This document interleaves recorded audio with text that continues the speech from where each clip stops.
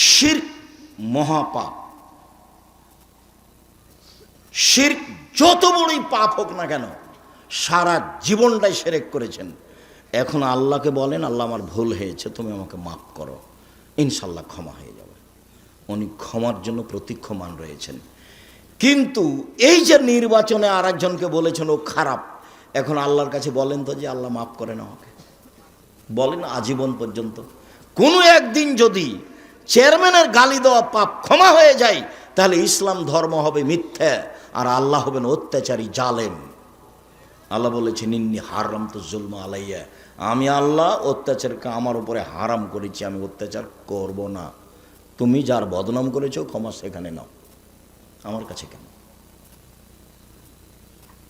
পাপের জগতে সুদ খাওয়া মহাপাপ। আপনাকে অবাক হতে হবে, সুদের পাপের যে ভাষা আল্লাহর নবী উল্লেখ করেছেন, পৃথিবীর কোনো পাপের ভাষা এভাবে উল্লেখ করেননি। একবার আল্লাহ রসুল বলছেন, মাইয়াকুল দিরহাম রিবাহু ইয়ালাম আসাদ্দ মিন সিত্তাতি ওয়া সালাসিনা জিনিয়া। কেউ যদি জেনে শুনে 1 টাকা সুদ খায়, 36 বার জেনা করে যত পাপ হবে, 1 টাকা সুদ খেলে তার চেয়ে বেশি পাপ হবে। রাসূল সাল্লাল্লাহু আলাইহি ওয়াসাল্লাম বলছেন, আর রিবা সাবুনা জুজান আয়েশা রাদিয়াল্লাহু আনহা মাহু, সুদের পাপের 70টি ভাগ রয়েছে, ছোট থেকে বড়, বড় থেকে ছোট।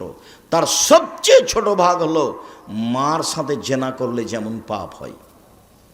শিরক মহাপাপ, কিন্তু ভাষা এরকম নয়। পিতা মাতার অবাধ্য চলা পৃথিবীতে 2য় মহাপাপ, কিন্তু ভাষা এমন নয়। মিথ্যা সাক্ষী পৃথিবীতে 3য় মহাপাপ। সিরাজগঞ্জ জেলে বহু মানুষ আছে, 20 বছর 30 বছর থেকে ও নিজেও জানে না আমি কেন জেলে। জজ জানে না ঘটনা কি, উকিল জানে না ঘটনা কি, সাক্ষীও জানে না ঘটনা কি। সাক্ষীকে 50,000 টাকা দিয়েছে আর বলে দিয়েছে তুই এভাবে বলবি জজের সামনে, কি আমি 2 চোখে মারতে দেখেছি। যার কথা বলছে যে আমি 2 চোখে মারতে দেখেছি, সে কিন্তু সেই সিরাজগঞ্জে ছিল না সেদিন, অথচ বলছে যে আমি 2 চোখে মারতে দেখেছি। তাহলে সাক্ষীও জানে না ঘটনা কি, উকিল তো জানেই না, জজ তো জানেই না। এখন যে ব্যক্তি জেলে আছে সেও বলছে ব্যাপারটা কি রে, আমি কেন জেলে? আল্লাহ রসুল বলছেন লায়াদরিল কাতিল ফিমা কাতালা ওয়াল মাকতুল ফিমা কুতিলা। হত্যাকারী বুঝবে না কেন আমি মারছি, নিহত ব্যক্তি বুঝবে না কেন আমি মরলাম। যে মারছে তাকে 1 লাখ টাকা দিয়েছে, বলেছে অমুককে মেরাই, তো এখন ওকে গিয়ে মারছে, তো কেন মারছে ও তো জানে না। আর যাকে মারা হচ্ছে সে বলছে আমি তাকে চিনি না, আমাকে মারছে কেন, ঘটনা কি, মারলই তো। আল্লাহ রসুল বলছেন হত্যাকারী জানে না কেন আমি মারছি, নিহত ব্যক্তি জানে না কেন আমি মরলাম। 20 বছর থেকে জেলে আছো, নিজেই জানে না আমি কেন জেলে। ও কি জানবে? জজও জানে না। ও কি জানবে? উকিলও জানে না। ও কি জানবে? সাক্ষীও জানে না। যার কারণে সাক্ষী পৃথিবীতে 3য় মহাপাপ।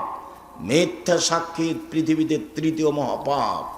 মিথ্যা সাক্ষী পৃথিবীতে 3য় মহাপাপ। 2য় মহাপাপ বাপ মায়ের অবাধ্য চলা।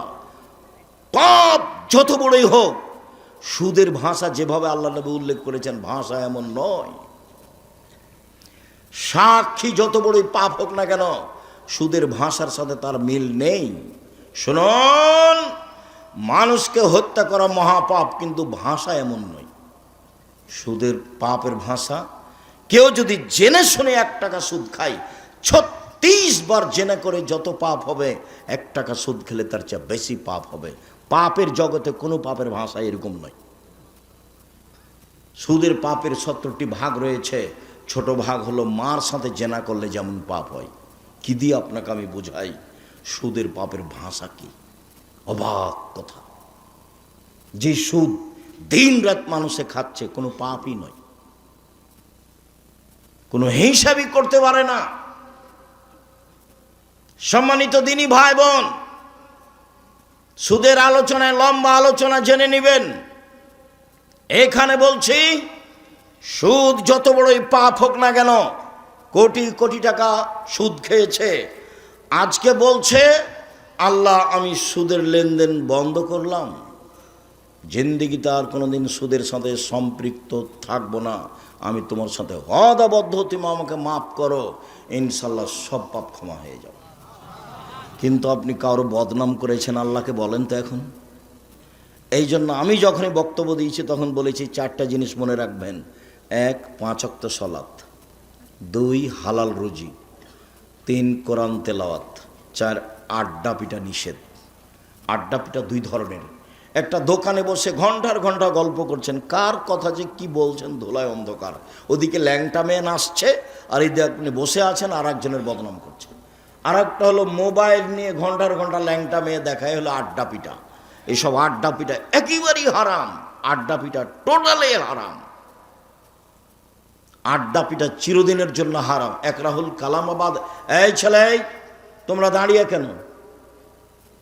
যদি জায়গা না থাকে বসার সেটা ভিন্ন কথা। আপনারা যারা দাঁড়িয়ে আছেন দয়া করে বসে কিছুক্ষণ কথা শোনেন।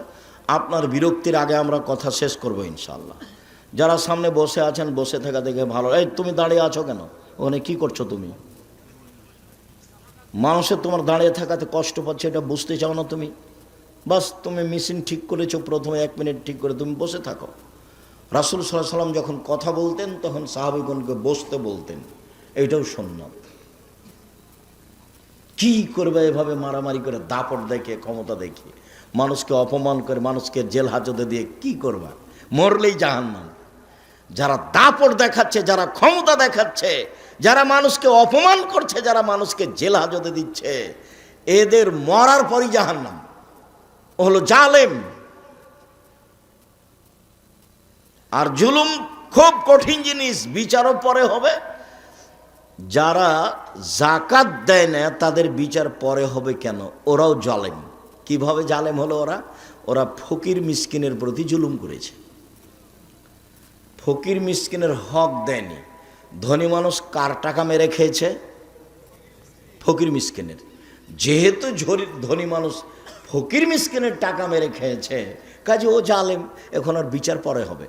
আল্লাহ রাসূল বলছেন তার বিচার পরে হবে। হাত্তা ইউকযাবা নাস, সব মানুষের যখন বিচার হয়ে যাবে তখন ধনী মানুষের বিচার হবে। কিভাবে যে হবে আল্লাহই ভালো জানে। তো বুঝাতে হবে কঠিন, সব টাকা বুঝাতে হবে কিভাবে আয় হয়েছে, সবটাই বুঝাতে হবে কিভাবে ব্যয় হয়েছে। এই ছেলে শোনো, টাকা ইনকাম করবা ব্যবসা করে, উপার্জনের 4টা পথ। একটা দিন মজুরি, সন্ধ্যায় টাকা শেষ। একটা চাকরি, 25 দিনে টাকা শেষ প্রায়। আর একটা হলো জমি চাষ, সমান সময় না হয় লস, সমান সমান না হয় লস। 4 ব্যবসা। রাসূল সাল্লাল্লাহু আলাইহি ওয়াসাল্লাম বলছেন সত্যবাদী বিশ্বস্ত ব্যবসায়ীরা নবীগণের সাথে জান্নাতে থাকবেন। কি আবার অবাক কথা! আল্লাহ রাসূল বলেছেন 2টা মেয়ে লালন পালন করে নবীর সাথে থাকা যায় এভাবে। তখন বাপ মনে করেছে যে আমার তো 2টা মেয়ে, তো আমি বিবাহসাদী দিয়ে দিয়েছি, 2টা কেন, আমার 5টা মেয়ে। বাপও খুব খুশি। কিন্তু আল্লাহ রাসূল যে এইভাবে বলেননি। আল্লাহ রাসূল বলেছেন ফাআল্লামাহুন্না, মেয়েকে বিদ্যা শিখিয়ে দিল। 2 আদাবাহুন্না, তাকে শিষ্টাচার শিখিয়ে দিল। আহসানা ইলাইহিন্না, তার সাথে সদাচরণ করলো। ওয়াজাওয়াজাহুন্না, তার বিবাহ শাদী দিয়ে দিল।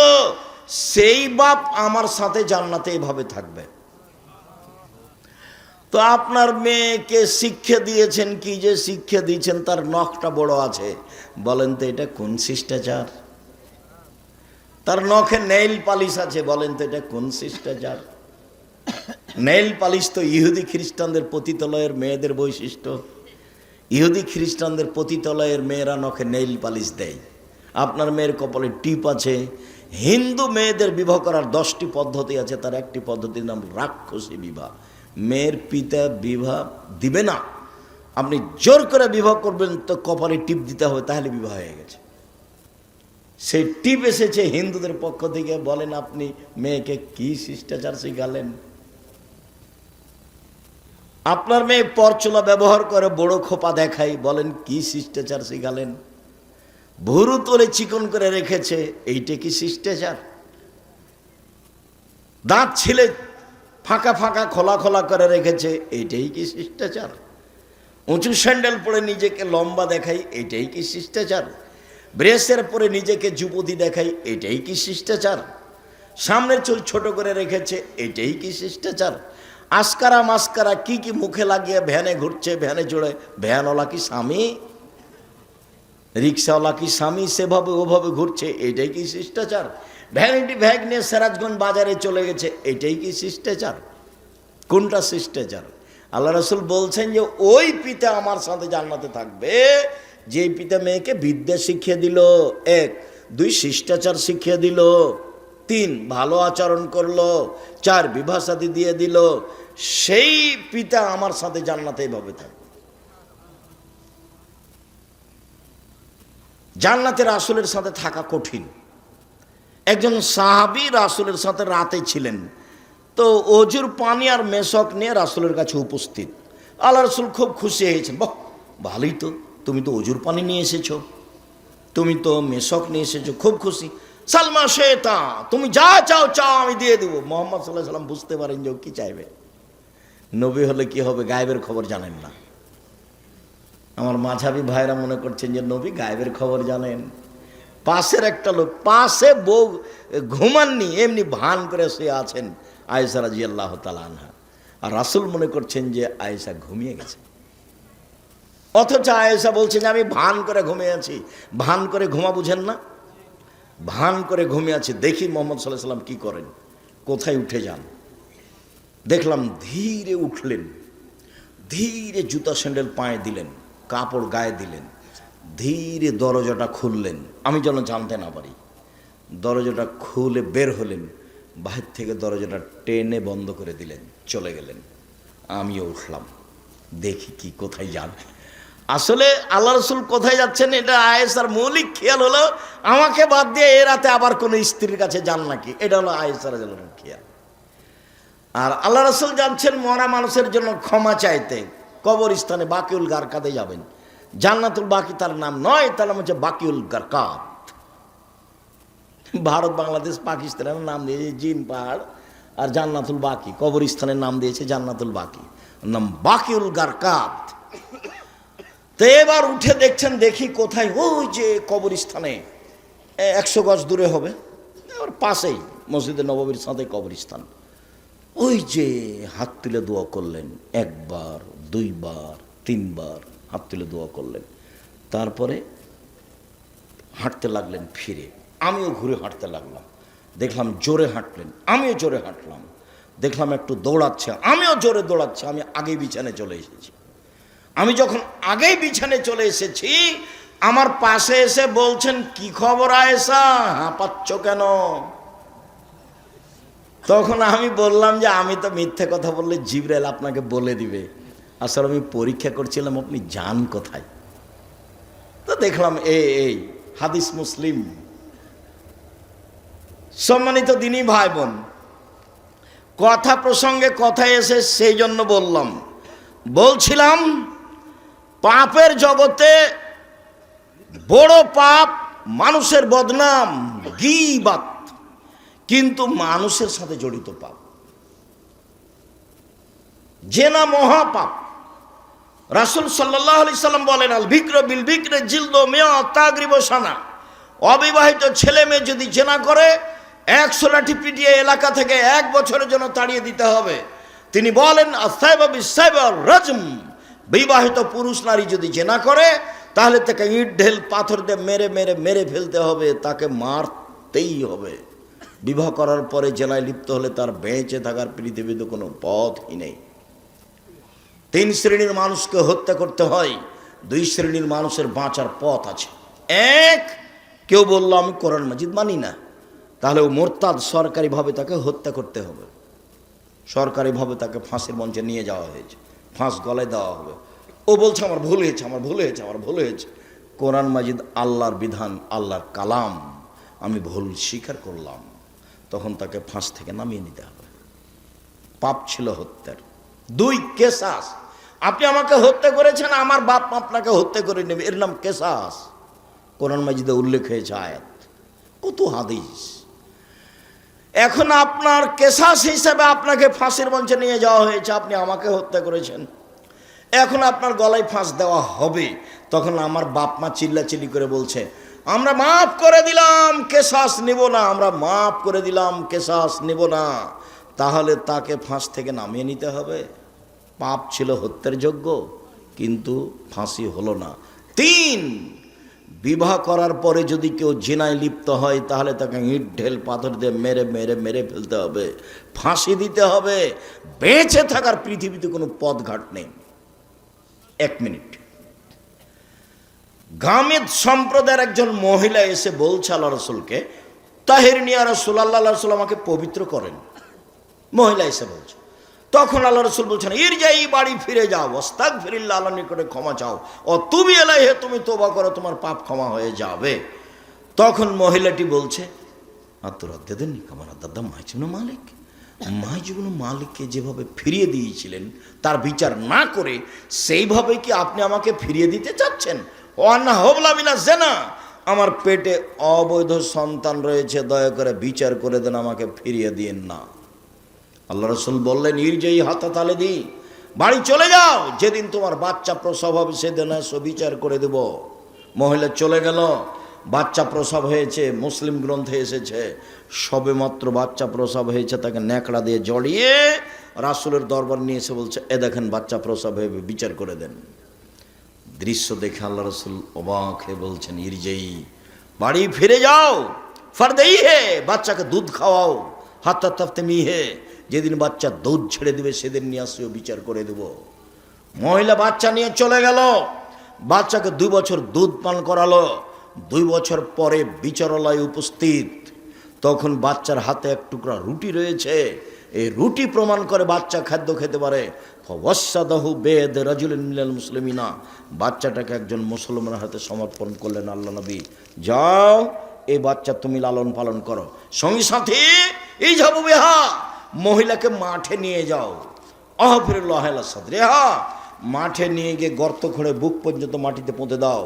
ফারজেমুহা, এরপরে চতুর্দিক থেকে ইট ঢেল পাথর মেরে মেরে তাকে বিদায় করো। সাহাবীগণ বলছেন, আমরা তাকে মাঠে নিয়ে গেলাম, গর্ত খুঁড়ে বুক পর্যন্ত মাটিতে পুঁতে দিলাম, চতুর্দিক থেকে ইট ঢেল পাথর মারতে লাগলাম। খালিদ বিন ওয়ালিদ বলছেন, একটা পাথর আমি তার মুখের উপরে মারলাম, ফাতানাজ্জাহ দাম আলা ওয়াজহি খালিদ, পাথরটা মুখে লেগে মুখ ফেটে রক্ত ছিটে খালিদের গায়ে লাগলো। ফাসাব্বাহা, খালিদ তাকে গালি দিয়ে বসলেন, এমনটা হতে পারে? ছি ছি ছি ছি ছি ছি, একজন জেনাকারিনী মহিলার গায়ের রক্ত আমার গায়ে লাগলো, এমনটা কিছু হতে পারে? আল্লাহ রসুল বলেন, মাহারে না খালিদ, খালিদ থামো, গালি দিও না। লাকাত তাবা তাওবাতান লাহু তাবা সাহিব মাকসাল্লাহ গফির লাহু, এ মহিলা এত ক্ষমা চেয়েছে, এ মহিলা এত তওবা করেছে, এ মহিলা এত ক্ষমা চেয়েছে, এ মহিলা এত তওবা করেছে। যদি বড় থেকে বড় পাপী এভাবে তওবা করে তবে তার পাপ ক্ষমা হবে। খালিদ, একে গালি দিও না। আবার তিনি বলেছেন, খালিদ, মদিনার লোককে যদি তার তওবা ভাগ করে দেওয়া হয় সবার পাপ ক্ষমা হয়ে যাবে। তারপরে তিনি তার জানাজা করলেন, কাফন দাফন করলেন, তার মানে তিনি ঘোষণা দিলেন তার পাপ ক্ষমা হয়ে গেছে। 1, 2, জানাজা করলেন মানে তার পাপ ক্ষমা হয়ে গেছে। 3, কাফন দাফন তিনি নিজে করলেন মানে তার পাপ ক্ষমা হয়ে গেছে। এরপরেও পৃথিবীর এত বড় মানুষ, পৃথিবীর ইতিহাসে এত বড় দামি মানুষ জন্ম নেয়নি, কেউ নিবে না কেউ। বিচারের মাঠে তিনি যা বলবেন তাই হবে। তার নাম মুহাম্মদ সাল্লাল্লাহু আলাইহি সাল্লাম।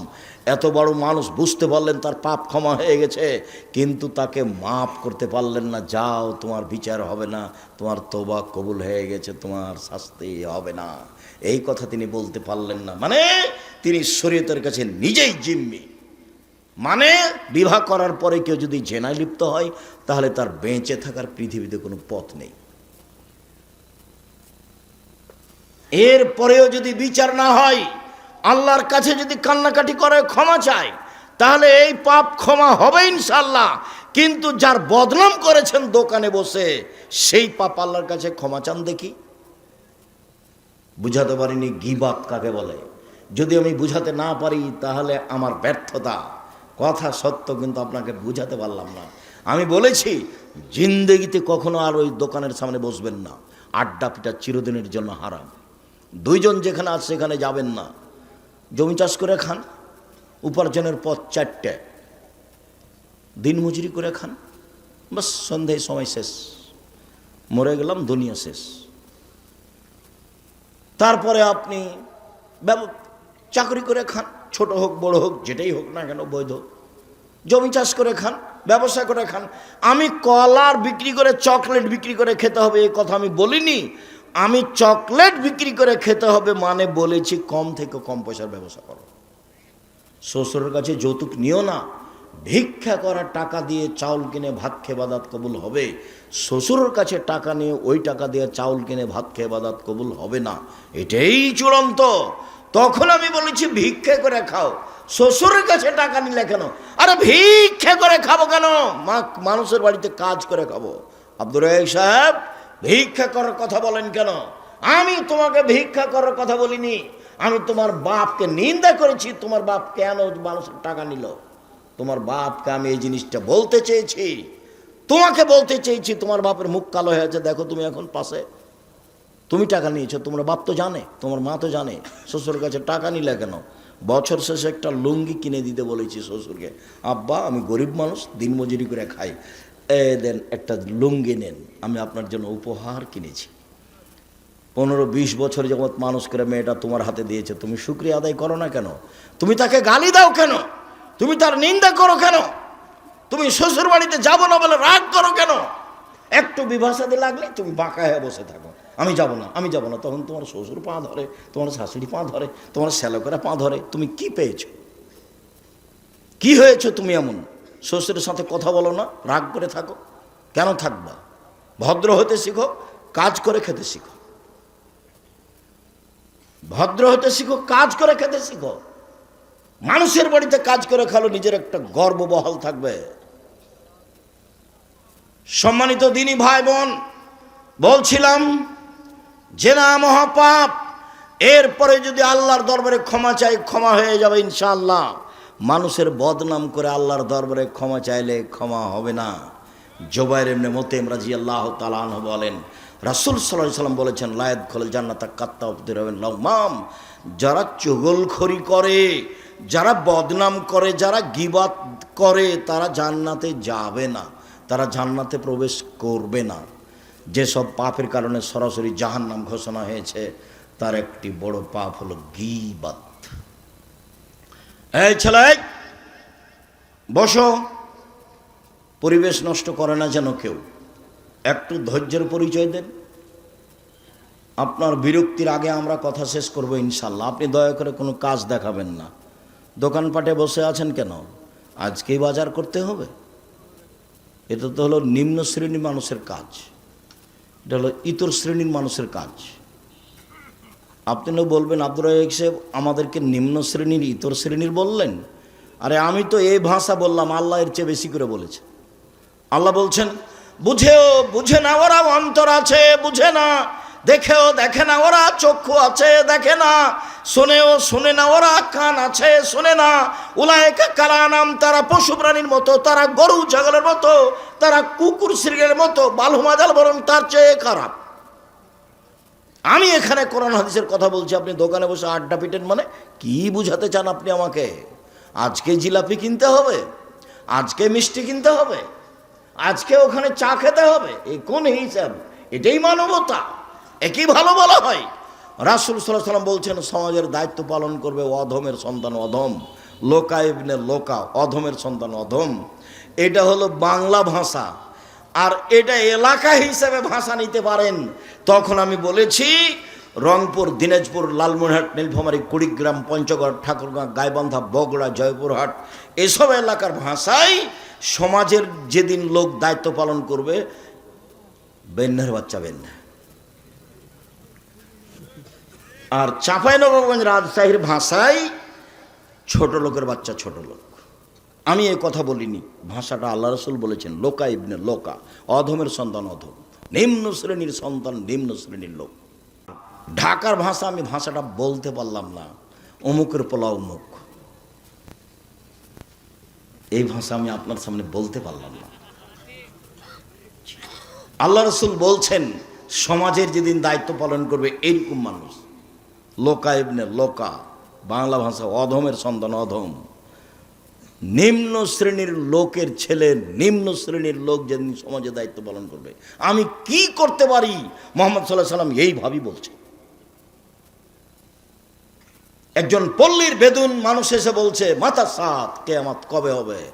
তখন আল্লাহ রাসূল বলছেন, এই যা উসাদাল আমর, এই যে জয়াতিল আমানাত ফান্দাজের সাত, যেদিন 10 পয়সা ধ্বংস করা হবে সেদিন কিয়ামত হবে। তখন পল্লীর অশিক্ষিত মানুষ বলছেন যে 10 পয়সা ধ্বংস করা হলে কিয়ামত হবে, এই ভাষা আমি বুঝতে পারলাম না। তখন আল্লাহ রাসূল বলছেন, এই যা উসাদাল আমর ইলা গায়রি আহলি ফান্দাজের সাত, যেদিন দায়িত্ব অযোগ্য মানুষের হাতে তুলে দেওয়া হবে সেদিন কিয়ামত হবে। হেডমাস্টার অযোগ্য, হেড মাওলানা অযোগ্য, প্রিন্সিপাল অযোগ্য, ভাইস চ্যান্সেলর অযোগ্য, জেল সুপার অযোগ্য, মেম্বার, চেয়ারম্যান, এমপি, মন্ত্রী, ডিসি, এডিসি, দায়িত্বশীল যে যেখানে দায়িত্ব পালন করে যখন অযোগ্য হবে তখন কিয়ামত হবে। সব আত্মসাৎ করবে, টাকা মেরে খাবে, সেদিন কিয়ামত হবে। দেখেন, মরণ একদিন আসবে, বইয়ে বইয়ে বিস্তারিত লিখে রেখেছি সব। জেনা এমন ভাবে বেড়ে যাবে, এতাহারা জুলাল হেমারো, এতাহারা জুলা তাহারো জাল হেমারে। গাধা যেমন গাধীর সাথে মিলে লজ্জা বোঝে না, ষাঁড় যেমন গাভীর সাথে মিলে লজ্জা জানে না, মানুষ সেদিন খোলা মাঠে জেনা করবে, লজ্জা বুঝবে না। জেনা মানুষের কাছে পাপের কাজ নয়। 3টা পাপের কারণে ভূমিকম্প হবে, ভূমিকম্পে মানুষ আতঙ্কিত। 3টা পাপের কারণে ভূমিকম্প হবে। 3টা পাপের কারণে সন্ধ্যায় ছিল মানুষ, সকালে হবে শোর বানর। সন্ধ্যায় থাকবে মানুষ, সকালে হবে শুক্র বানর। সব সমস্যা নেমে আসবে 3টা পাপের কারণে। এক, এই যে সারিবুল খমুরা, মানুষ যখন নেশাদার দ্রব্য পান করবে তখন 3টা বিপদ নেমে আসবে। তার একটা হলো ভূমিকম্প। 2, জাহরাতুল কায়নাত, মেয়েরা যখন নাচবে, সব মোবাইলে মেয়ে নাচে, সব দোকানে মেয়ে নাচে, প্রায় সব বাড়িতে মেয়ে নাচে, প্রায় সব ঘরে মেয়ে নাচে। ভূমিকম্প তো স্বাভাবিক ব্যাপার। মেয়েরা যখন নাচবে তখন ভূমিকম্প হবে। জারাবুবিল মাযিব, যখন বাদ্যযন্ত্র বাজবে, সব মোবাইলে বাজনা বাজে, সব দোকানেই বাজনা বাজে, প্রায় সব বাড়িতে বাজনা বাজে। ভূমিকম্প দেরি হচ্ছে, এটাই আলহামদুলিল্লাহ। রাসূল সাল্লাল্লাহু আলাইহি ওয়াসাল্লামের কথা অনুপাতে দেরি হওয়ার কথা নয়। সম্মানিত দিনী ভাই বোন, বলছিলাম রাসূল সাল্লাল্লাহু আলাইহি ওয়াসাল্লাম বললেন, হাল তাদরুনা মাল গীবাত, সঙ্গী সাথী বলতে পারো গীবাত কাকে বলে? সঙ্গী সাথী বলতে পারো গীবাত কাকে বলে? সঙ্গী সাথী বলতে পারো গীবাত কাকে বলে? তখন আল্লাহ রাসূল বলছেন, সাহাবাগণ বলছেন, আল্লাহ রাসূল আলাম, আল্লাহ এবং আল্লাহ রাসূল ভালো জানেন গীবাত কাকে বলে, আমরা বলতে পারছি না। তখন আল্লাহ রাসূল বলছেন, যিকরুকা আখাকা বিমাকরাহ, তুমি তোমার ভাইয়ের কথা বলছো, ও যদি শুনতে পাই, তাকে যদি খারাপ লাগে, এটাই হলো গীবাত। শোনো, তুমি কারো কথা বলছো, ও যদি শুনতে পাই, তাকে যদি খারাপ লাগে, এটাই হলো গীবাত। আল্লাহ রাসূলের মুখের ভাষা। আল্লাহ রাসূল গীবাতের সংজ্ঞা দিচ্ছেন। পৃথিবীর মানুষ শুনে রেখো, তুমি কারো কথা বলছো, ও যদি শুনতে পাই, তাকে যদি খারাপ লাগে, এটাই হলো গীবাত। এই পর্যন্ত আল্লাহ রাসূল বলতেই সাহাবীগণ বলে উঠলেন, আরে তাই ইনকানা ফিয়া মাকুলো, আল্লাহ রাসূল যদি চুরি করে থাকে, আমি বলি চোর, তাহলেও কি গীবাত? আল্লাহ রাসূল যদি জেনা করে থাকে, আমি বলি জেনাকার, তাহলে কি গীবাত? তখন আল্লাহ রাসূল বলছেন, শোনো, ইনকানা ফিয়া মাতাকুল্লো ফাঁকা দিগতাবতাহু, ও যদি চুরি করে থাকে তুমি বলো, তাহলে গীবাত। ও যদি জেনা করে থাকে তুমি বলো, তাহলে গীবাত। অইল মেকুন মাতাকুল্লো ফাঁকা বাহাত্তাহু, আর ও যদি না করে থাকে তুমি বলো, তাহলে অপবাদ। ও যদি না করে থাকে আর তুমি বলো, তাহলে অপবাদ। গীবাতের ক্ষমার পথ হলো হাত ধরে ক্ষমা নিতে হবে, 1। 2 হলো, যদি হাত ধরে ক্ষমা না নেন, বিচার মাঠে নেকি দিয়ে বুঝিয়ে দিতে হবে। কয়টা নেকি করেছেন? আব্দুর হিসাব যখন নেকি থাকবে না, তখন কি হবে? তখন আল্লাহ রাসূল বলেছেন, ওর পাপ গীবাত পরিমাণ নিতে হবে, দিয়ে ও জান্নাতে চলে যাবে আর এ যাবে জাহান্নামে। এটা বিচারের পদ্ধতি। আর যদি অপবাদ হয় তাহলে 80 লাঠি। যদি অপবাদ হয় তাহলে কত লাঠি? 80 লাঠি ছাড়া আপনি পবিত্র হবেন না। কেন আপনি দোকানে বসতে গেলেন? আপনাকে আমি কতবার বলেছি, দোকানের সামনে যাবেন, আসসালামু আলাইকুম, আহমদ লবণ আছে? জি আছে, 1 কেজি লবণ দাও। আহমদ মরিচ আছে? জি আছে, 200 মরিচ দাও। বাস নেওয়া শেষে, টাকা দেওয়া শেষে, আসসালামু আলাইকুম। ওখানে আপনি বসলেন কেন? আপনাকে যে আমি বলেছি 2 জন যেখানে বসে আছে সেখানে বসবেন না। আর আপনার বাড়িতে কোনো মহিলা মানুষ গেছে, ধান চাউল কর্জনিতে তখন গিয়েই বলছে, আর শুনেছো বুবু চাঁপে নওমজের ভাষা, এখন এই সিরাজগঞ্জে বুবু বলে কি না আমি জানি না, শুনেছো বুবু এই এই এই ঘটনায় অমুক মেয়ের কথা শুনেছ? তখন আপনার স্ত্রী বলে, চুপ থাকেন, মুখ খুলবেন না, মানুষের বদনাম করেন কেন? আর একবার মুখ খুললে আপনাকে আমি চাউল কর্জ দিব না, জান। আর আপনার ওই স্ত্রীর যদি স্বভাব হয়, কি বলো তো একটু বসেলে, আরে বসো, পরে আগে বলো না, তাহলে কি হবে? গীবত আবার শুনতে ভালো লাগে, আর যে শত্রু পক্ষ ওর যদি গীবত হয় আরো ভালো লাগে, আর এমন শান্তি পায় ও যদি বিপদে পড়ে তাহলে বলে ঠিক হয়েছে। বিপদগ্রস্ত ব্যক্তি যদি শত্রু হয় তাহলে খুব খুশি। আমি নিজে চোখে গরু জব করতে দেখেছি, যে খুশি হয়েছে তা কি জব করতে দেখেছি, গরু জব করতে দেখেছি। কেন? ও বিপদে পড়েছে সেই জন্য। আর দুই ভাই গন্ডগোল করে ঢেঁকি কেটে ভাগ করে নিচ্ছে, এটা আমার চোখের সামনে। ঢেঁকি কেটে কি করেছে? ভাগ করে নিয়েছে। দুই ভাই দিন রাত স্বামী স্ত্রী খেলে ওর বদনাম করে নিজের ভাইয়ের। ঝগড়াতে এভাবে বলছে, তখন আমি পাশে দাঁড়িয়ে, গ্রামের ছেলেপিলা মানুষ আমরা দৌড়ে গেছি যে বাড়িতে ঝগড়া হচ্ছে, তখন বলছে থাম থাম, আমি তো এখান থেকে চলে যাব, আমার ভাগটা এমন লোকের কাছে বিক্রি করব যে তোকে গুতাতে পারে। অথচ আল্লাহ রসুল বলছেন, নিজের ভাই যখন বলবে জমি আমি কিনবো না, তুমি যার কাছে ইচ্ছা বিক্রি করো, তখন তুমি অন্যের কাছে বিক্রি করতে পাবা, তাছাড়া তোমার বিক্রি নিষেধ, কথা মুহাম্মদ সাল্লাল্লাহু আলাইহি ওয়াসাল্লাম বলছে। কথা বুঝাতে পারিনি, আর একবার বলি। আমাদের গ্রামের ওই লোকটা বলছে ওর ভাইকে ঝগড়াই, যে শোন আমি তো এখান থেকে চলে যাব, তা আমার জমির ভাগটা তোকে দিব না, এমন মানুষের কাছে বিক্রি করব যে মানুষ তোকে কি করতে পারে? গোতাতে পারে, উচিত শিক্ষা দিতে পারে। অথচ আল্লাহ রসুল বলেছেন যে ভাই ভাইয়ের ভাগ বিক্রি করতে পাবে না ভাইকে না বলে। যখন ভাই বলবে ঠিক আছে ভাই আমি তোমার ভাগ কিনতে পারছি না, যেখানে ইচ্ছে সেখানে বিক্রি করো, তখনই অন্যের জায়গাতে বিক্রি করো, অন্যের কাছে বিক্রি হতো, যা বিক্রি নিষেধ। কিভাবে বদনাম গড়ে উঠছে সমাজে! দল করলে, সংগঠন করলে, দলাদলি করলে, মারামারি করলে এটা হবে একবারে গীবত বদনামের বন্যা। আমি বসে আছি, হঠাৎ করে ওই সাংবাদিক ঢুকেছে প্রতিষ্ঠানে। আমি সাধারণত কারোর সাথে এরকম কথা বলি না, তো আমি অফিসে কি কাজে বসেছিলাম, চলে এসেছি। তো আমার সাথে এখন কথা বলছে, বলতে বলতে বলছে যে আপনার প্রতিষ্ঠানে এটা ঘটেছিল।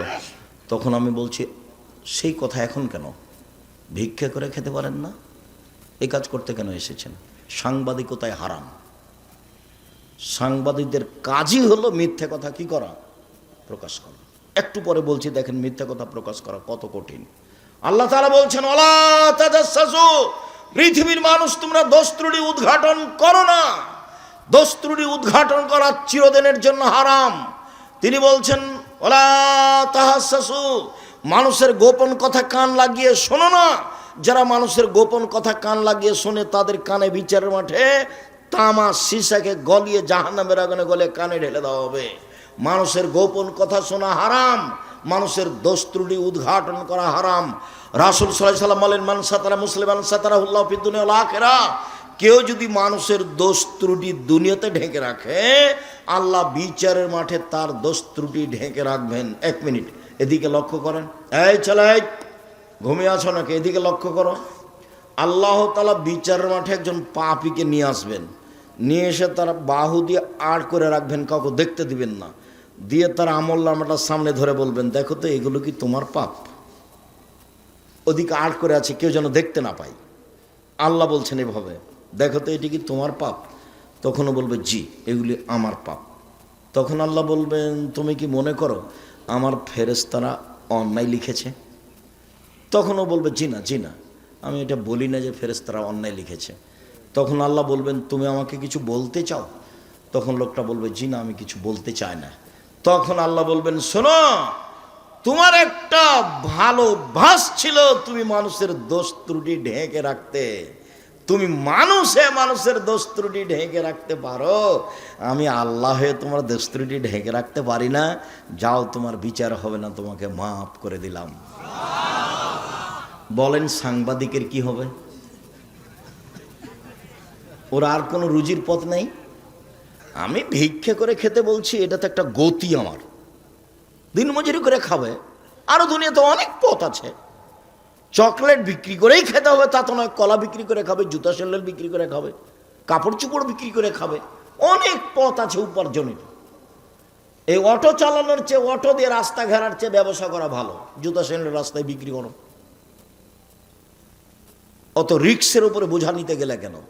ছোট থেকে ছোট ব্যবসা করো। সত্যবাদী বিশ্বস্ত ব্যবসায়ীরা কোটিপতি, জান্নাত কিনবে কোটি টাকার ব্যবসা করে। আমি জান্নাত কিনবো জুতা স্যান্ডেল বিক্রি করে ফুটপাতে। আমি বিশ্বস্ত, 10 টাকা দিয়ে জুতা কিনেছি, 12 টাকা বিক্রি করব, 40 টাকা বিক্রি করব না। ঢাকা বায়তুল মোকাররমে চতুর্দিকে জুমার দিন জিনিস বিক্রি হয়, কাপড় চোপড়। একজন বলছে পাঞ্জাবি, তখন আর একজন বলছে 3000। একজন বলছে পাঞ্জাবি, তখন আর একজন বলছে 3000। তার মানে সন্ধ্যা পর্যন্ত পাঞ্জাবি বিক্রি হলো 3000 টাকা করে। এখন দুইজন বাড়ি যাচ্ছে আর বলছে যে পাঞ্জাবিগুলোর দাম 300 করে রে, 3000 করে বিক্রি করেছি। তো এইভাবে ফাঁকি দিয়েছে। আপনি 3 মাস পরে গিয়ে দেখেন আর দোকানও নাই, লোকটাও নাই, কিছুই থাকবে না। মিথ্যা কথায় ফাঁকি দিয়ে ব্যবসা করলে এমনি হারাবে, ওটা রাসূল বলেছেন। এখানে যেমন বলেছেন সত্যবাদী বিশ্বস্ত ব্যবসায়ীরা নবীদের সাথে থাকবে, ওটাও তো এমন বলেছেন মিথ্যা কথা ফাঁকি দিয়ে ব্যবসা করলে সব কিছুই হারাবে। সম্মানিত দিনী ভাই বোন, রাসূল সাল্লাল্লাহু আলাইহি ওয়াসাল্লাম বলেন, লা তুজুল মুসলিমিনা, পৃথিবীর মানুষ তোমরা মুসলমানকে কষ্ট দিও না। ওয়ালা তুয়াইরু, তাদের নিন্দা করো না। ওয়ালা তাত্তাবিউ আওরাতিহিম, তোমরা মানুষের পিছনে পড়ো না। মাইয়াত্তাবিউ আওরাত আখিল মুসলিম, পৃথিবীর কোনো মানুষ যদি কোনো মানুষের পিছনে পড়ে, বদনামের পিছনে পড়ে, ইয়াত্তাবিল্লাহ আওরাতাহু, তাহলে আল্লাহ তার পিছনে পড়ে যাবেন।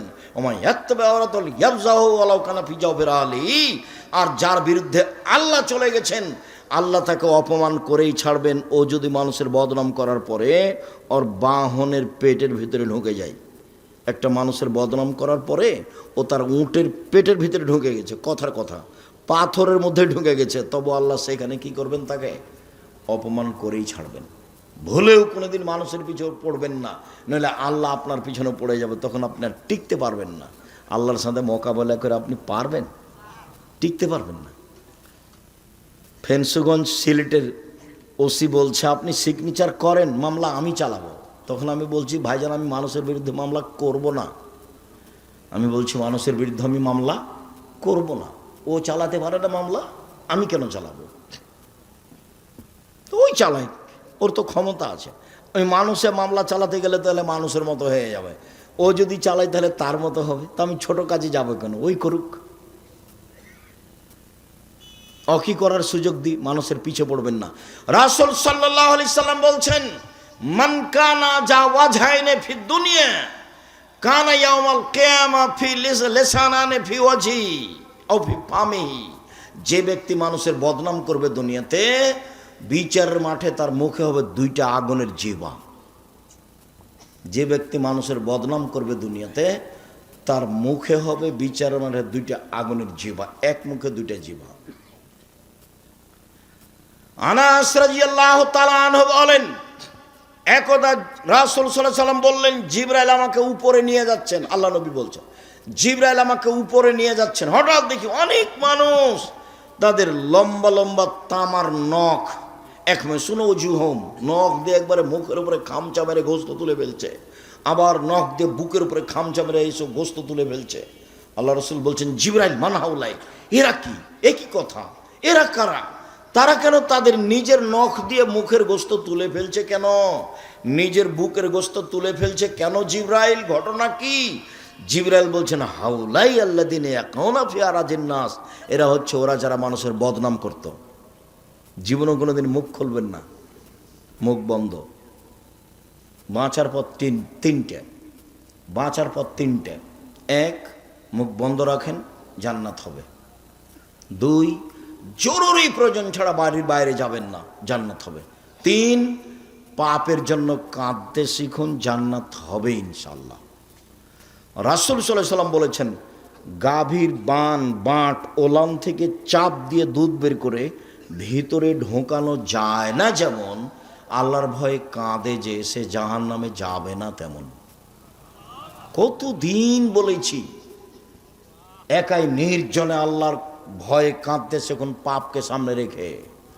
যার চোখের পানি আল্লাহর ভয়ে ঝরে, ওর গাভীর বাঁটে আবার দুধটা ঢোকানো যেমন অসম্ভব, দহন করার পরে তার জাহান্নামে যাওয়া তেমনি অসম্ভব। এ কথা আমি বলিনি, এ কথা মুহাম্মদ সাল্লাল্লাহু আলাইহি সাল্লাম বলেছেন। তখন তিনি বললেন, পৃথিবীর মানুষ, জাহান্নাম থেকে বাঁচার তিনটা পথ। এক, মুখ বন্ধ রেখো, ভালো কথা ছাড়া মুখে ব্যবহার করো না। দুই, জরুরি প্রয়োজন ছাড়া বাড়ির বাইরে যাও না। আপনি তো ভাত খাওয়ার পরে হাতটাই ভালো করে মুছেন না, খালি চলে যাচ্ছেন দোকানের দিকে, ওখানে গল্প করবেন। সেই জন্য আপনার চরিত্র কেউ না বুঝলে আপনি তো বুঝেন। দোকানে বসে থাকতে আপনাকে ভালো লাগে, আর আপনি মুরব্বী মানুষ, কষ্ট নিয়েন না। আপনি আমার দিনী ভাই, আপনাকে আমি ভালোবাসি। আপনি বাড়িতে টিভি রেখেছেন, রাত 3টার সময় উঠেছেন তাহাজ্জুদ পড়বো বলে, দিয়ে অজু করে কষ্ট করে এখন জায়নামাজে দাঁড়াবেন। তখন মনটা চলে একটু দেখি টিভিটাতে কি আছে, এই সময় একটু দেখি। যেমন টিপ দিয়েছেন তেমনি ভারতের ল্যাংটা মেয়ে চলে এসেছে বিশাল আকৃতিতে। তাহাজ্জুদ কোথায় হারিয়ে গেছে? মন দিয়ে চলে শয়তান, সবসময় শয়তান মনের উপরে চলে। মানুষের ভেতরে দুইটা জিনিস, একটা হলো আত্মা, পাপের আদেশ করে, আর একটা হলো আকল, বিবেক। ও বলে না, করা হবে না, ও করা হবে না। সব সময় ঝগড়া করছে দুইজন, আত্মার আকল, আত্মার আকল, আত্মা। ইউসুফ আলাইহিস সালাম বলছেন, ইন্না নাফসালা আমারাতু বিসসুই, আত্মা পাপের আদেশ করে। আমি বলি না নিখুঁত আমি, তবে আমি বলছি জুলাইখাকে জাতির সামনে ঘোষণা দিতে হবে আমি অন্যায় করেছি, ইউসুফ করেনি। যখন জেলে বলা গেল, ডাকতে যাওয়া হলো, ইউসুফ আপনাকে দেশের সরকার ডেকেছে, আপনি জেল থেকে বের হন। তখন ইউসুফ আলাইহিস সালাম বলছে, জি না, আমি জেল থেকে বের হব কেন? আগে জুলাইখাকে জাতির সামনে ঘোষণা দিতে হবে আমি অন্যায় করেছি, ইউসুফ করেনি। যতক্ষণ পর্যন্ত খোলা মাঠে জুলাইখা ঘোষণা না দিবে, ততক্ষণ পর্যন্ত আমি ইউসুফ জেল থেকে বের হব না। যদিও ইন্না নাফসা আমারাতু বিসসুই, মানুষের আত্মা পাপের আদেশ করে, মানুষের আত্মা পাপের আদেশ করে। আমি জুলাইখার সাথে অন্যায় করবো কি করবো না সেটা পরের কথা, তবে আগে জুলাইখাকে জাতির সামনে ঘোষণা দিতে হবে। ও বলেছে জুলাইখার স্বামীর সামনে, শোনেন, আমি আপনার অবর্তমানে আপনার আমানতের খেয়ানত করিনি। আমি বের হইনি কেন? আমি কেন বললাম লে আলামা আন্নাহু লাম ইয়াকুন ফিল গাইবে, অদৃশ্যে জুলাইখার স্বামীর অবর্তমানে ইউসুফ অন্যায় করেছে, আমানতের খেয়ানত করেছে, এটা যেন বুঝে নিতে পারে যে আমি অন্যায় করিনি, আমি অন্যায় করিনি, আমি খেয়ানত করিনি আমানতের, আমি জুলাইখার সাথে অন্যায় করিনি। জাতির সামনে ঘোষণা না দেওয়া পর্যন্ত আমি জেল থেকে বের হব না। আমাদের নবী মুহাম্মদ সাল্লাল্লাহু আলাইহি সাল্লাম বলছেন, ইউসুফের ধৈর্য আমার চেয়ে অনেক বেশি, ইউসুফের ধৈর্য আমার চেয়ে অনেক বেশি। আমি যদি 12 বছর জেলে থাকতাম, আর যদি সরকারের পক্ষ থেকে আমাকে ডেকে পাঠানো হতো, তাহলে আমি বলতাম চলো চলো চলো চলো। এই কথা মুহাম্মদ সাল্লাল্লাহু আলাইহি সাল্লাম বলছেন। তাই বলছেন যে ইউসুফের ধৈর্য আমার চেয়ে অনেক বেশি। ইউসুফ বলছেন, জি না, আমি জেল থেকে বের হবো কেন, ওকে ঘোষণা দিতে বলো। তখন জুলাইখা নিজে ঘোষণা দিল জাতির সামনে, আমি অন্যায় করেছি, ইউসুফ করেনি। তখন তিনি জেল থেকে বের হলেন। মেয়ে মানুষ বিপজ্জনক। আল্লাহ রাসূল বলছেন, মা তারাক্তু বাদি ফিতনাতান আযারা রিজালা মিনাস, আমার জীবনে ছাড়িনি কোনো বস্তু যেটা পুরুষের জন্য বেশি বিপজ্জনক হতে পারে নারীদের চেয়ে। আমার জীবনে ছাড়িনি কোনো বস্তু যেটা পুরুষের জন্য বিপজ্জনক হতে পারে নারীদের চেয়ে। নারী হচ্ছে পুরুষের জন্য সবচেয়ে বিপজ্জনক বস্তু। রাসূল সাল্লাল্লাহু আলাইহি ওয়াসাল্লাম বলেছেন, ইন্নাল মারাতা তুকবালু ফি সূরাতি শায়তান ওয়া তুদবারু ফি সূরাতি শায়তান। মহিলারা শয়তানের বেশ ধরে আসে, মহিলারা শয়তানের বেশ ধরে যায়, মহিলারা শয়তানের বেশ ধরে আসে, মহিলারা শয়তানের বেশ ধরে যায়। শোনন দিনী বোন, আপনাকে আমি নিন্দা করতে আসিনি। আরে আপনাকে আমি শয়তান বলবো কেন? আপনাকে তো আমি খাদিজার মতো মনে করি, আপনাকে আমি আয়েশার মতো মনে করি। দেখবেন 1 মিনিট খাদিজা দেখবেন, আয়েশা 1 মিনিট দেখবেন, দেখায় আপনাকে 1 মিনিট, এদিকে দেখেন। এই মেয়ে কথা বলছো কেন? চুপ থাকো, 1 মিনিট দেখায় আপনাকে খাদিজা কাকে বলে, আয়েশা কাকে বলে। এ দেখেন, আয়েশা রাদিয়াল্লাহু তাআলা আনহা বলেন, আমার ঘরে হলো আমার স্বামীর কবর। তখন আমি কবরের পাশে যাই, মাথায় কাপড় দিই না, অত খেয়াল করি না আমি, কেন এটা আমার স্বামীর কবর। কয়দিন পরে সেখানে কবর হলো আমার বাপের, তখন আমি এমনিতে যাই কবরের পাশে, কেন এটা আমার আব্বার কবর, এটা আমার স্বামীর কবর, আমি অত খেয়াল করি না। কয়দিন পরে সেখানে কবর হলো উমারের, আমি আয়েশা উমারের কবরকে লজ্জা করে, একজন বেগানা পুরুষের কবর আছে এখানে, সেদিন থেকে আমি মাথায় কাপড় না দিয়ে কবরের পাশে যাই না। আয়েশা রাদিয়াল্লাহু তাআলা কবরকে লজ্জা করেন, একজন বেগানা পুরুষের কবরকে লজ্জা করেন আয়েশা রাদিয়াল্লাহু তাআলা আনহা। আর আপনি এখন নগ্ন পোশাকে আছেন, ভ্যানিটি ব্যাগ ঘাড়ে আছে, ফ্যাশন বোরকা আছে, বলেন আমি কি বলতে পারি আপনাকে? নখ বড় আছে, নখে নেইল পালিশ আছে, কি বলতে পারি?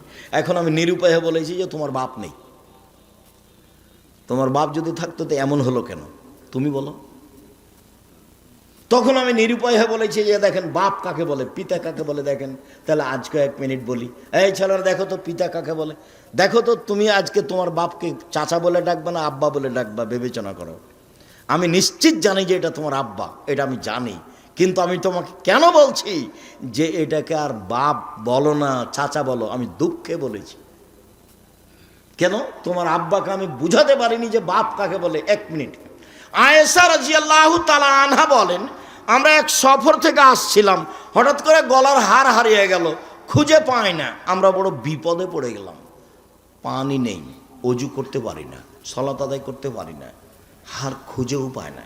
আমি আমার বড় বোনের হারটা নিয়ে এসেছিলাম আসমার, আমি খুব চিন্তিত। জনগণ আমার আব্বার কাছে গেল, আমার আব্বাকে বলল, আপনি কি জানেন আয়েশা কি ঘটিয়েছে? কি ঘটিয়েছে? ও তো গলার হার হারিয়েছে, আমরা খুঁজে পাচ্ছি না, যেতেও পারছি না। তাই এই কথা শুনে আবু বকর সিদ্দিক আমার নিকটে আসলেন। তখন আমার স্বামী আমার উরু রানের উপরে মাথা দিয়ে ঘুমিয়েছিলেন মুহাম্মদ সাল্লাল্লাহু আলাইহি সাল্লাম।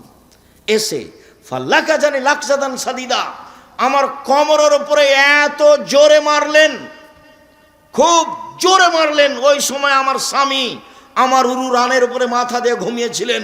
উনি যদি ঘুমিয়ে না থাকতেন তাহলে আবু বকর সিদ্দিকের মায়ের কারণে, আমার বাপের মায়ের কারণে আমি দূরে সরে যেতাম। 1 মিনিট কথা বলার পূর্বে আর একটা কথা বুঝাই। আমাদের দেশের বাঙালি গতিতে যদি শ্বশুর গিয়ে দেখে মেয়ের ঘরে যে মেয়ের উরু রানের উপরে মাথা দিয়ে জামাই ঘুমিয়ে আছে, তাহলে বাপ ওখানে না গিয়ে এইভাবে ঘুরবে।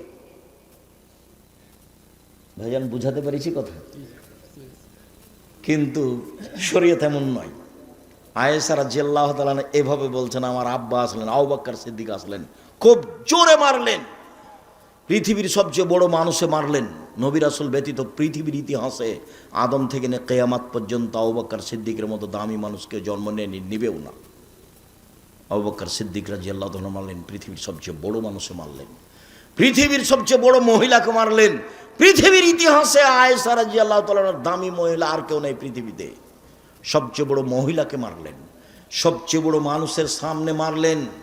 নবী রাসূল নির্বিশেষে জনগণের সবার মাঝে দামি মানুষ হলেন মুহাম্মদ সাল্লাল্লাহু আলাইহি সাল্লাম। এত বড় দামি মানুষ আর কেউ পৃথিবীতে আসেনি, আসবেও না। সবচেয়ে বড় মানুষের সামনে মারলেন। বিবাহদারী মেয়েকে মারলেন, পূর্ণ যুবতী মেয়েকে মারলেন, জামাইয়ের সামনে মারলেন, হাত দিয়ে মারলেন, দিন দুপুরে মারলেন, 1400 মানুষের সামনে মারলেন। সবচেয়ে বড় মানুষে মারলেন, সবচেয়ে বড় মহিলাকে মারলেন, সবচেয়ে বড় মানুষের সামনে মারলেন, জামাইয়ের সামনে মারলেন, দিন দুপুরে মারলেন, খোলা মাঠে মারলেন, 1400 মানুষের সামনে মারলেন, হাত দিয়ে মারলেন, বিবাহদারী মেয়েকে মারলেন, পূর্ণ যুবতী মেয়েকে মারলেন। এত বড় বাপে এত বড় বেটিকে এত বড় মানুষের সামনে মেরে দিলেন। ভুল কোথায় গলার হারটা হারিয়ে গেছে খেয়াল করতে পারেননি, সেই জন্য।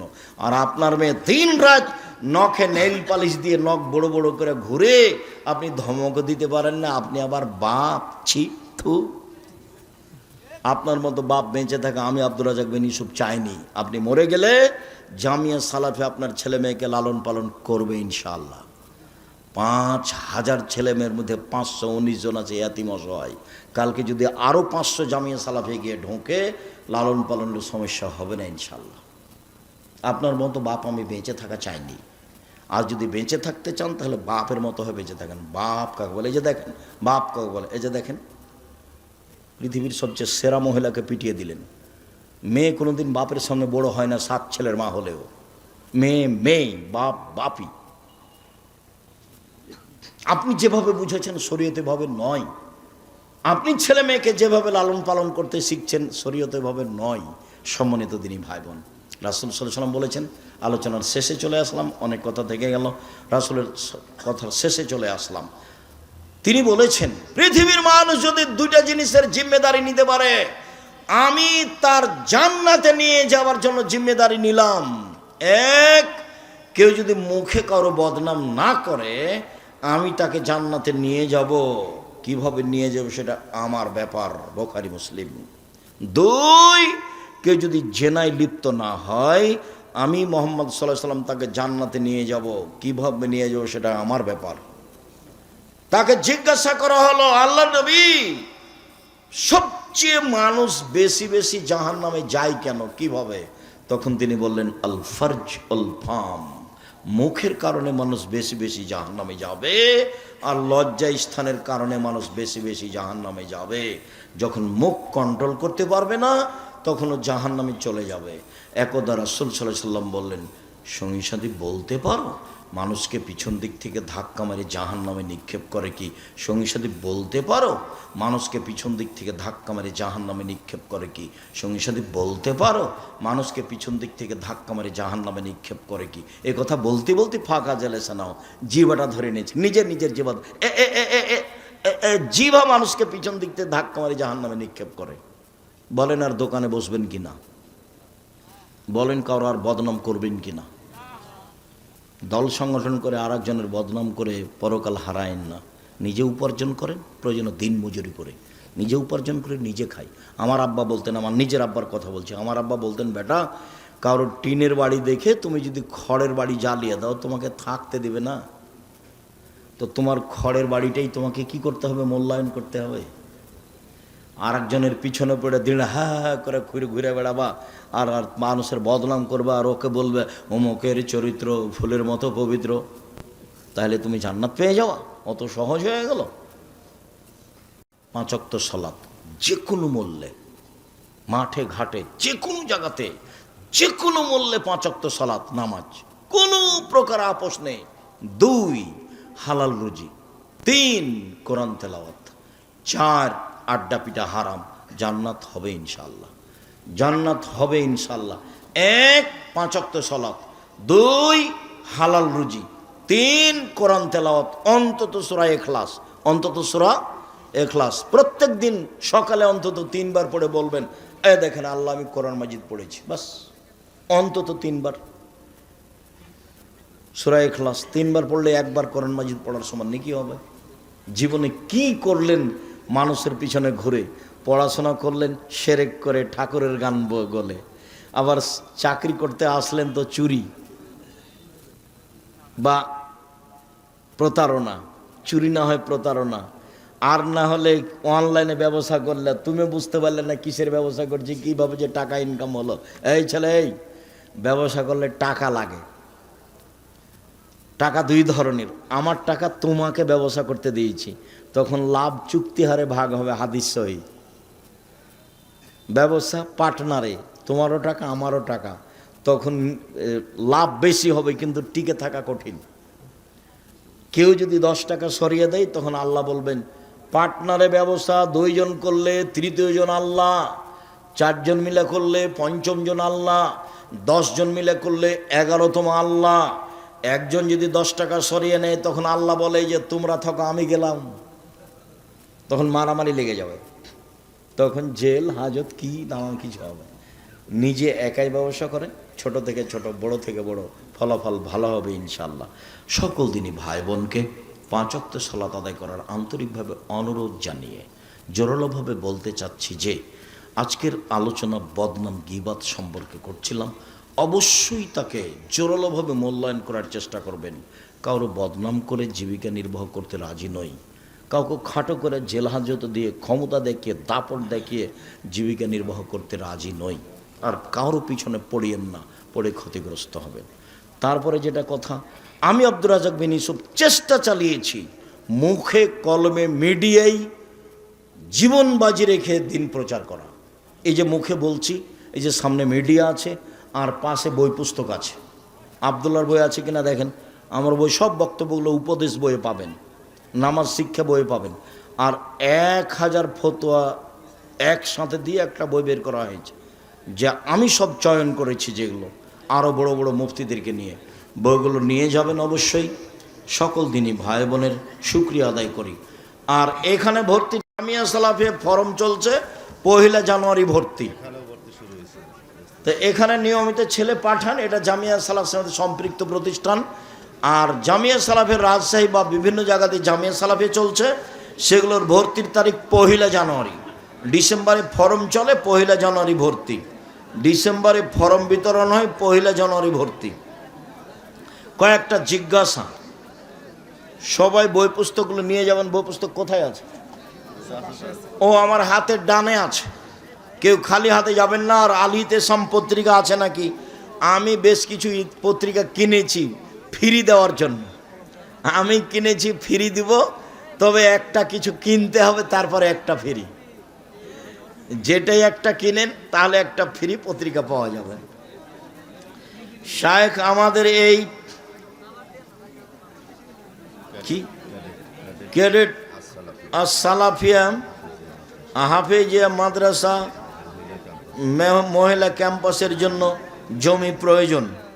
ভালো কথা, আলহামদুলিল্লাহ, জাযাকুমুল্লাহ খায়ের। এখানে তো তালুকদার ভাইরা আছেন, কেউ জামিয়া সালাফের শাখা হিসেবে একটা বড় জায়গা দিয়ে দেন। 50-60 বিঘা জমি দিয়েছে একজন তানোরে রাজশাহীতে মহিলা শাখার জন্য। 60 বিঘা, সেটা হলো মহিলা শাখা। আপনি 5-10 বিঘা দিয়ে দেন এইসব পল্লী অঞ্চলের জামিয়া সালাফের মহিলা শাখা। জি, আমরা খুশি হব, আন্তরিকভাবে দোয়া করব। আপনারা এখানে জমি জায়গা বেশি করে জায়গাটা বড় করেন। সিরাজগঞ্জ জেলায় কোনো ভালো প্রতিষ্ঠান আমার জানা নেই। পাবনাতে আছে কওমি মাদ্রাসা, যেটাই হোক, অনেক দিন থেকে আছে পাবনা শহরে। সে অনুপাতে সিরাজগঞ্জ সৈন্যের খাতায় আছে। এমনি টাকা ইনকাম করলে হবে? শহরের পাশে বাড়ি, পুরো উত্তরবঙ্গরা সবাই সিরাজগঞ্জের উপর দিয়ে যাতায়াত করে। সবাইকে বাড়ির উপর দিয়ে পার হতে দিলেন, কিন্তু কিছু করতে পারলেন না। তাহলে হলো? টাকা ইনকাম করলেন, ঢাকায় থাকলেন, কি হবে এ দিয়ে? আমাদের শিক্ষক বাউল সম্প্রদায় বিশ্বাস করে, ছি ছি ছি ছি, তোমাদের শিক্ষক বাউল সম্প্রদায় থেকে। বাউল তো মোরতাদ, ওরা তো হত্যার যোগ্য, ওর ফাঁসি চাইতে হবে। ও মোরতাদ, ও মুসলিম মুসলমান নয়। তো তোমার শিক্ষক তাকে মানে কি করে? বাউল তো মুসলমান নয়, মোরতাদ। এটা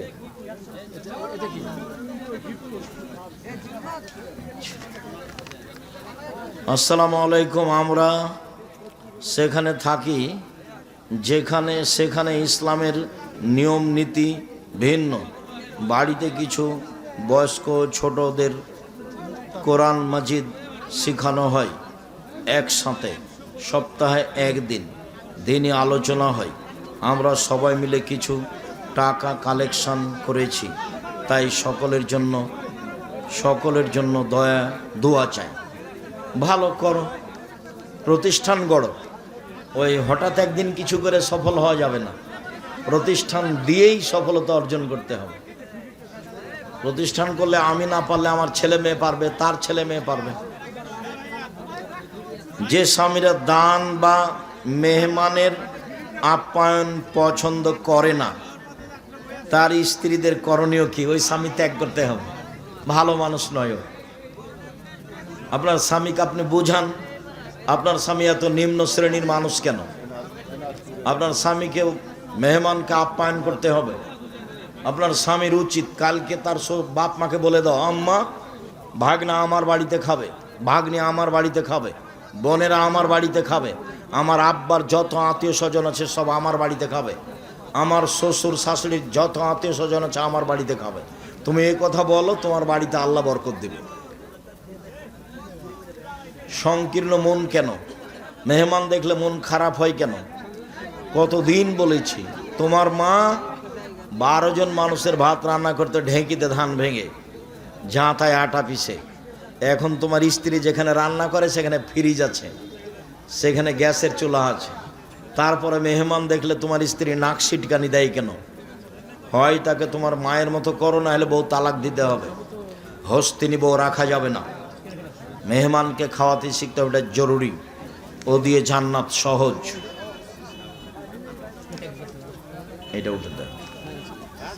আমাদের গ্রামে একটা কেন্দ্রীয় মসজিদ ছিল, সে মসজিদ ভেঙে কেন্দ্রীয় মসজিদ সহ 3টি মসজিদ হয়েছে।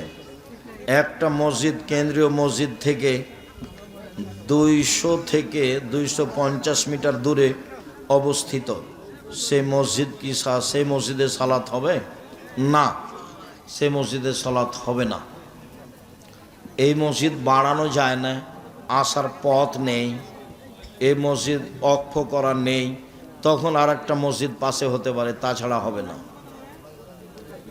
জোর জুলুম করে ধর্ম চলে? এই কি নির্বাচন নাকি যে জোর করে ভোট নিয়ে তোমরা নেতা হয়ে যাবে? ওটা হারাম। পরের মসজিদে সালাত হবে না। জনৈক ব্যক্তি তার স্ত্রীকে তালাক দেওয়ার 40 দিন পর আবার তাকে বিয়ে করেছে। এই বিয়ে কি ইসলামের দৃষ্টিতে বৈধ? হ্যাঁ, ঠিক আছে। যদি এটা এই এক বৈঠকে 3 তালাক দিয়ে দিয়েছে, মানুষের বৈঠকে বিচ্ছিন্ন করে নিয়েছে, তাহলে সমস্যা নেই। আর এটা যদি 3 বারের 3য়-বারে তালাক হয়ে থাকে তাহলে ফেরত নিতে পারবে না।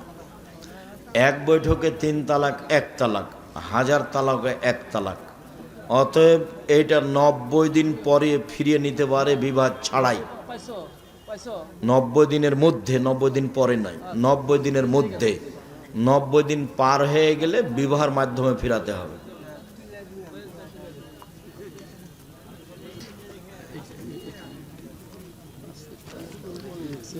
সবাই বই পুস্তক নিয়ে যাবেন, বিশেষভাবে আল ইতেসাম পত্রিকা। আর আব্দুল্লাহর বই আছে কি না, আল্লাহর পথে যাত্রা, দেখেন। আর আব্দুর রহিমের বই, রাসূল সাল্লাল্লাহু আলাইহি ওয়াসাল্লাম দেখতে যেমন ছিলেন। আব্দুর রহিমের বইটার নাম কি? রাসূল সাল্লাল্লাহু আলাইহি ওয়াসাল্লাম দেখতে যেমন ছিলেন। আল্লাহ তাআলা বলেন, তিনি তোমাদের নাম রেখেছেন মুসলিম। সূরা হজ এত। যদি মুসলিম হিসাবে আল্লাহর প্রদত্ত পরিচয় মূল, তাহলে আলাদা কোনো গোষ্ঠীর নাম নেওয়া কেন প্রয়োজন? এটা কি আল্লাহর প্রদত্ত পরিচয়ের বাইরে চলে যায় না? যারা আল্লাহ রাসূলকে মানে তারাই মুসলিম, কিন্তু মুসলিম নাম দিয়ে বেঁচে থাকা সহজ। কাদিয়ানি বলে আমরা মুসলিম, শিয়া বলে আমরা মুসলিম, বাউলেরা বলে আমরা মুসলিম, কিন্তু আহলে হাদিস এরা বলতে পারবে না নিজেকে। আহলে হাদিস মুসলিম, কোরআন এবং সহিহ হাদিস মেনে চলা মুসলিম। আহলে হাদিস মুসলিম, তবে কোরআন এবং সহিহ হাদিস মেনে চলা মুসলিম। যেখানে যারা মানুষের মতামতকে উপেক্ষা করে কোরআন এবং সহিহ হাদিস মেনে চলে, তাদের প্রচলিত নাম আহলে হাদিস। যেখানে যারা মানুষের মতামতকে উপেক্ষা করে কোরআন এবং সহিহ হাদিস মেনে চলে, তারাই আহলে হাদিস। ফকির হোক আর ধনী হোক, আর রাজা হোক আর বাদশাহ হোক, যে হোক না কেন। অতএব মুসলিম হয়ে বেঁচে থাকা সহজ। সবাই নিজেকে কি বলে? মুসলিম বলে। কিন্তু সঠিক আকীদার দাবিদার হয়ে বেঁচে থাকা কঠিন। আর অন্যরা বলবে যে ও কাঁদিয়ে নিয়ে যে অমুক এই যে তমুক।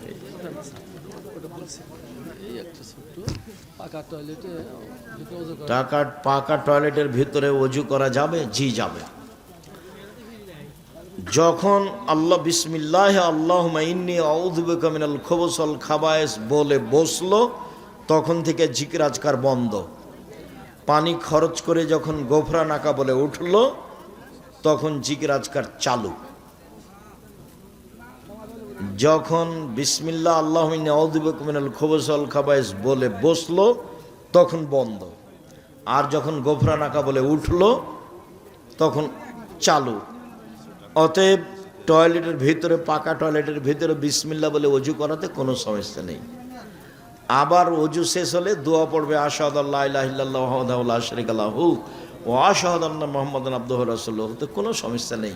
আর এই দোয়া পড়লে জান্নাতের সব দরজা খুলে দেওয়া হবে। তাহলে পেশাব পায়খানা চলাকালীন জিকির আজকার নিষেধ। পেশাব পায়খানা চলাকালীন জিকির আজকার নিষেধ, আগে পরে কোনো সমস্যা নেই। শেষে এসে আরও আছে। শুক্রিয়া, জাযাকুমুল্লাহ খায়ের। রাত অনেক হয়েছে, এত লম্বা সময় থাকবো এটা মনে ছিল না। তো শুক্রিয়া, জাযাকুমুল্লাহ খায়ের। আমি আমার পক্ষ থেকে কথা শেষ করলাম। সুবহানাকা আল্লাহুম্মা ওয়া বিহামদিকা আশহাদু আল্লা ইলাহা ইল্লা আনতা আস্তাগফিরুকা ওয়া আতুবু ইলাইক। আসসালামু আলাইকুম।